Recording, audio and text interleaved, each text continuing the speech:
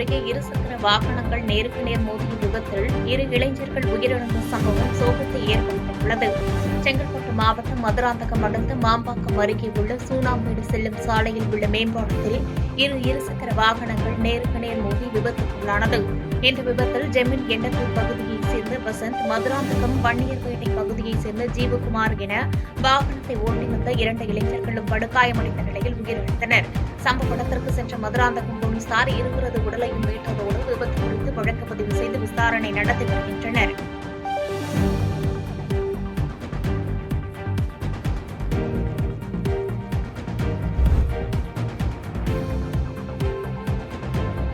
அருகே விபத்தில் சிக்கி மூளைச்சாவு அடைந்த இளைஞரின் உடல் உறுப்புகள் தானம் செய்யப்பட்ட நிலையில் இளைஞரின் உடலுக்கு அரசு சார்பில் மலர் வளையம் வைத்து அஞ்சலி செலுத்தப்பட்டது. நாகை மாவட்டம் பிரதாபராமபுரம் நடுத்தருவை சேர்ந்த மனோகரன் சித்ரா தம்பதியரின் 23 வயதான மகன் வீரபாலன் கடந்த 23ஆம் தேதி இருசக்கர வாகன விபத்தில் சிக்கி தலையில் பலத்த காயம் ஏற்பட்ட நிலையில் சிகிச்சை பெற்று வந்தவர் ஜனவரி 26ஆம் தேதி மூளைச்சாவு அடைந்தார். தொடர்ந்து அவரது தாயார் சித்ரா அனுமதியுடன் வீரபாலனின் உடல் உறுப்புகள் தானம் செய்யப்பட்டது.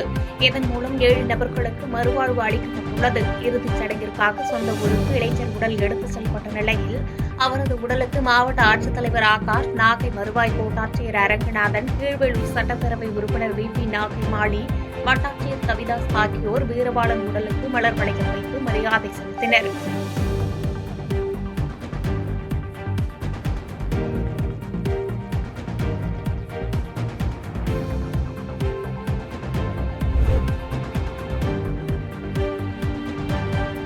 மருதமலை முருகன் கோயிலில் ஆசியாவிலேயே மிகப்பெரிய அளவில் 160 அடி உயரத்தில் கல்லாலான பிரம்மாண்ட முருகன் சிலை அமைக்க முடிவு செய்யப்பட்டுள்ளதாக அமைச்சர் சேகர்பாபு தெரிவித்துள்ளார். கோவையில் செய்தியாளர்களுக்கு பேட்டியளித்த இந்து சமய அறநிலையத்துறை அமைச்சர் சேகர்பாபு 90 முருகன் கோயில்களில் குடமுழுக்கு நடைபெற்றுள்ளது என்றும் மருதமலையின் மே மாதத்தில் லிப்ட் வசதி முழுமையாக பக்தர்கள் பயன்பாட்டிற்கு வரும் என்று தெரிவித்தார். மருதமலை முருகன் கோயிலில் ஆசியாவில் அதிக உயரமாக 160 அடி உயரத்தில் கல்லாலான முருகன் சிலை அமைக்க முடிவு செய்யப்பட்டுள்ளதாகவும் இதற்கான சாத்தியக்கூறுகள் ஆய்வு செய்யப்பட்டு வருவதாகவும் தெரிவித்தார். மாண்புமிகு தமிழக முதல்வர் அவருடைய உத்தரவோடு மருதமலை முருகன் திருக்கோயிலுக்கு ஒரு 160 அடி உயரத்தில் கல்லினாலான ஒரு முருகரை பிரதிஷ்டை செய்ய முடிவு செய்திருக்கின்றார்கள்.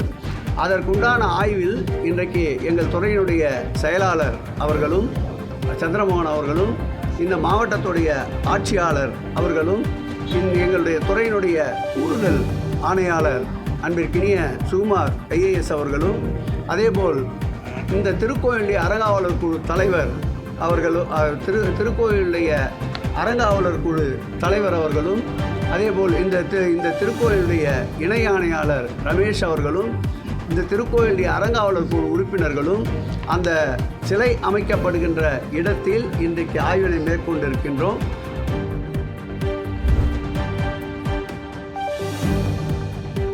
மாவட்டம் முழுவதும் பாஜகவிற்கு புது ரத்தம் பாய்க்கப்பட்டுள்ளதாக தமிழிசை சவுந்தரராஜன் தெரிவித்துள்ளார். டெல்லியிலிருந்து சென்னை திரும்பிய தமிழக பாஜக முன்னாள் தலைவர் தமிழிசை சவுந்தரராஜன் செய்தியாளர்களை சந்தித்து பேட்டியளித்தார். அப்போது தெரிவித்த அவர், தமிழகத்திற்கு எந்த வளர்ச்சி திட்டங்கள் வந்தாலும் எதிர்வினையாற்றி வருவதை திமுகவினர் வாடிக்கையாக கொண்டுள்ளதாக தெரிவித்தார். தமிழகத்தில் பள்ளிகளின் நிலை அபாய கட்டத்தில் உள்ளதாகவும் கூறினார். தமிழகத்தில் புதிய மாவட்ட தலைவர்களால் பாஜகவில் புதிய ரத்தம் பாய்ச்சப்பட்டுள்ளதாகவும் 2026ஆம் தேர்தலை புதிய உத்வேகத்துடன் சந்திப்போம் என்றும் கூறினார். ஒரே நாடு ஒரே தேர்தல் 2026இல் வருவதற்கு வாய்ப்பு இல்லை, அதற்கான காலம் இருக்கிறது என கூறி புறப்பட்டு சென்றார். 2026இல் பாரதிய ஜனதா கட்சி நிச்சயமாக ஒரு பலம் பொருந்திய கட்சியாக மாறி பாஜக ஆதரவு இல்லாமல் யாரும் ஆட்சி அமைக்க முடியாது என்ற ஒரு சூழ்நிலை இப்பொழுது கட்சிக்குள்ளும் தமிழகத்திற்குள்ளும் உருவாகி வருகிறது. ஏனென்றால் இன்று அண்ணன் ஸ்டாலின் மறுபடியும் போர் வாளா இருப்போம் சொல்றார். தமிழகத்தின் உரிமைகளை பல இடங்களில் விட்டு கொடுத்ததற்கு அவர்களை மக்கள் மன்னிக்க மாட்டார்கள். அது கச்சத்தீவா இருக்கட்டும். கச்சத்தீவை ஏன் விட்டு கொடுத்தீர்கள்? போர் வாளா இருப்பேன்றீங்க. காங்கிரஸ்க்கு வால் பிடிப்பவர்களாக இருந்து கச்சத்தீவை தாரை வார்த்தீர்கள் என்று. அதே மாதிரிதான் இன்னைக்கு நீதிமன்றங்கள் முல்லை பெரியாரின் உயரத்தை உயர்த்தலாம் சொன்னாலும் உங்க கூட்டணி கட்சி ஆட்சி செய்யறது மறுக்கிறார்கள். தமிழகத்தின் உரிமை அங்கே பாதிக்கப்படுகிறது.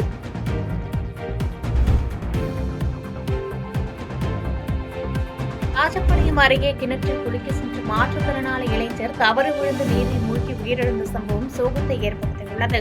விருதுநகர் மாவட்டம் ராஜபாளையம் அருகே கோதை நாச்சியார்புரத்தைச் சேர்ந்த இருளப்பன் என்பவரது 3வது மகன் நாகராஜ். 20 வயதான இவர் ஒரு கை மற்றும் கால் செயல்படாத மாற்றுத்திறனாளி ஆவார். நேற்று மாலை அருகே உள்ள விவசாய கிணற்றில் குளிக்க சென்றபோது எதிர்பாராத விதமாக தவறி உள்ளே விழுந்ததாக தெரிகிறது. தகவலின் அடிப்படையில் விரைந்து வந்த தீயணைப்புத் துறையினர் சுமார் 1 மணி நேரம் போராடி கிணற்றுக்குள் மூழ்கி உயிரிழந்த நாகராஜின் உடலை மீட்ட நிலையில் வடக்கு காவல்துறையினர் பிரேத பரிசோதனைக்காக அரசு மருத்துவமனைக்கு உடலை மீட்டு அனுப்பி வைத்தனர். மேலும் இந்த சம்பவம் குறித்து வழக்கு பதிவு செய்து காவல்துறையினர் விசாரணை நடத்தி வருகின்றனர்.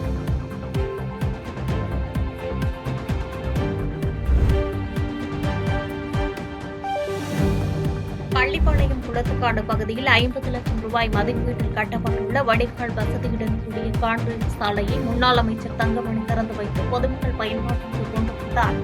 நாமக்கல் மாவட்டம் பள்ளிப்பாளையம் ஒன்றியத்திற்குட்பட்ட குப்பாண்டபாளையம் ஊராட்சி குளத்துக்காடு பகுதியில் சட்டமன்ற உறுப்பினர் நிதியிலிருந்து சுமார் 50 லட்சம் மதிப்பிலான வடிகால் வசதியுடன் கூடிய கான்கிரீட் சாலை அமைக்கப்பட்டது. இந்நிலையில் குமாரபாளையம் சட்டமன்ற உறுப்பினரும் முன்னாள் அமைச்சருமான தங்கமணி குளத்துக்காடு பகுதியில் புதிதாக அமைக்கப்பட்ட கான்கிரீட் சாலையை ரிப்பன் மற்றும் திறந்து வைத்து பொதுமக்கள் பயன்பாட்டிற்கு கொண்டு வந்தார். பின்னர் புதிதாக அமைக்கப்பட்ட சாலையின் கடைசி வரை நடந்து சென்று பொதுமக்களிடம் உரையாடினார்.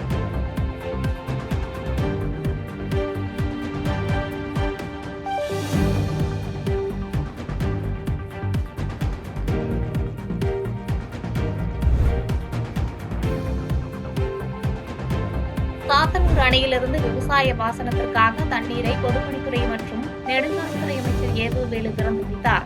திருவண்ணாமலை மாவட்டம் விவசாயிகளின் கோரிக்கையை ஏற்று சாத்தனூர் அணையிலிருந்து விவசாய பாசனத்திற்கு நீர் திறப்பு விழா நடைபெற்றது. இதில் மாநில பொதுப்பணித்துறை மற்றும் நெடுஞ்சாலைத்துறை அமைச்சர் ஏதுவேலு கலந்து கொண்டு தண்ணீரை திறந்து வைத்தார். இவ்விழாவில் சட்டப்பேரவை துணைத் தலைவர் கு. பிச்சாண்டி, மாவட்ட ஆட்சித்தலைவர் பாஸ்கர் பாண்டியன், செங்கல் தொகுதி சட்டமன்ற உறுப்பினர் மூப்பேகிரி உள்ளிட்ட பலர் கலந்து கொண்டனர். பின்னர் செய்தியாளர்களிடம் பேசிய அமைச்சர் ஏவவேலு 119 அடி முழு கொள்ளளவு கொண்ட சாத்தனூர் அணையில் தற்போது நீர் இருப்பு 118.75 அடியாக உள்ளதாக தெரிவித்தார். சாத்தனூர் அணையிலிருந்து தண்ணீர் திறக்கப்படுவதன் மூலம் மொத்தம் 119 கிராமங்களைச் சேர்ந்த 50,000 ஏக்கர் விவசாய பாசன விளைநிலங்கள் பாசன வசதிகளை பெறும் என கூறினார். முதல் கட்டமாக திருவண்ணாமலை மாவட்டத்தில் 46 கிராமங்களும், கள்ளக்குறிச்சி மாவட்டத்தில் 58 கிராமங்களும், நம்முடைய விழுப்புரம் மாவட்டத்தில் குறிப்பாக திருக்கோளூர் பகுதியில் 15 கிராமங்களும் ஆக 119 கிராமங்கள் நேரடியாக இந்த தண்ணீர் மூலமாக விவசாயினுடைய பயன்பாட்டுக்கு வருகிறது. ஏறத்தாழ 50,000 ஏக்கர் பரப்பளவுக்கு இதன் மூலமாக விவசாயினுடைய உற்பத்தி நடைபெறுவதற்கு வாய்ப்பாக அமைந்திருக்கிறது.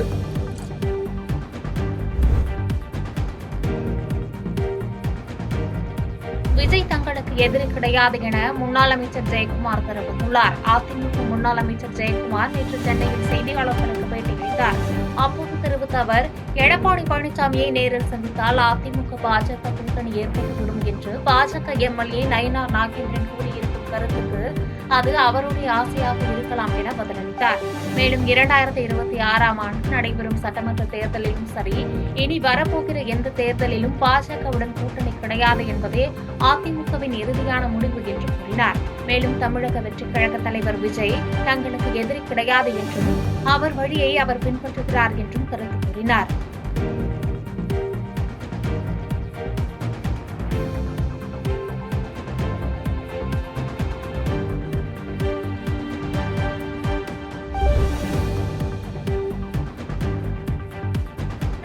கலசபாடி மலை கிராம மக்களின் நீண்ட நாள் கோரிக்கையான தார் சாலை அமைக்கும் பணியை அமைச்சர் எம்.ஆர்.கே. பன்னீர்செல்வம் தொடங்கி வைத்தார்.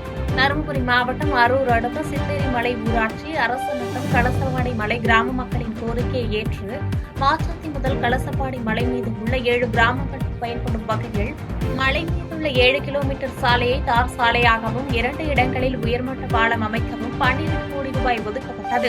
இந்த சாலை பணியை இன்று தமிழ்நாடு வேளாண்மை மற்றும் உழவு நலத்துறை அமைச்சர் எம்.ஆர்.கே. பன்னீர்செல்வம் தொடங்கி வைத்தார். அப்பொழுது மலை கிராமத்திற்கு சாலை வசதி கிடைத்ததால் மலை கிராம மக்கள் மேலதாளங்கள் முழங்க நடனமாடி ஆரவாரத்துடன் அமைச்சருக்கு வரவேற்பு கொடுத்தனர். இதனை அடுத்து பல்வேறு துறைகளின் சார்பில் 624 பயனாளிகளுக்கு 4.21 கோடி மதிப்பிலான நலத்திட்ட உதவிகளை அமைச்சர் பன்னீர்செல்வம் வழங்கினார். இந்நிகழ்ச்சியில் மாவட்ட ஆட்சித்தலைவர் சாந்தி, நாடாளுமன்ற உறுப்பினர் மணி உள்ளிட்ட பல்வேறு துறை அலுவலர்கள் கலந்து கொண்டனர்.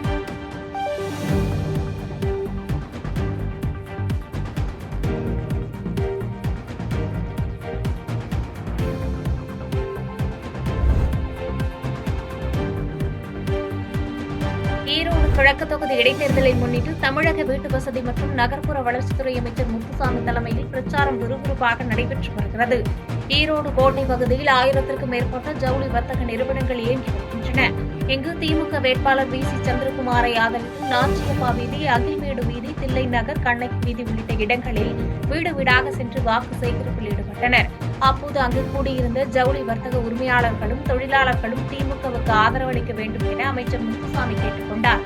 மேலும் திமுக அரசின் சாதனைகளை விளக்கிக் கூறும் வகையிலான துண்டு பிரசுரங்களையும் பொதுமக்களுக்கு வழங்கினர். அந்த பகுதி பொறுப்பாளராக உள்ள முன்னாள் அமைச்சர் தோப்பு வெங்கடாசலம் உள்ளிட்ட திமுக கூட்டணி கட்சி நிர்வாகிகள் பலரும் வாக்கு சேகரிப்பில் ஈடுபட்ட நிலையில் பெண்கள் திரளானோர் ஆரத்தி எடுத்து உற்சாக வரவேற்பளித்தனர்.